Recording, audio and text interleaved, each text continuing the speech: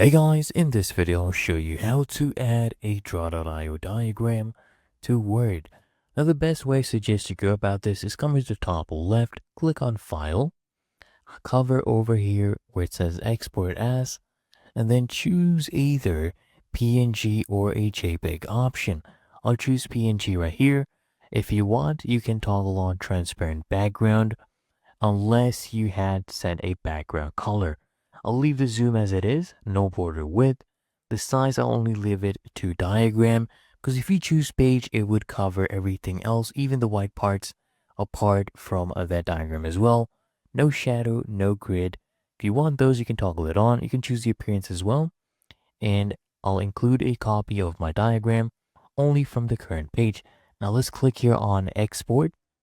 That will open up your file explorer and you can set a name and just save it.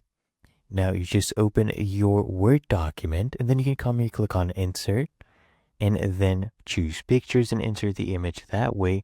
Or what you could do is go ahead and just drag and drop the image into Word as such. And there you go. That is how you add a Draw.io diagram to Word.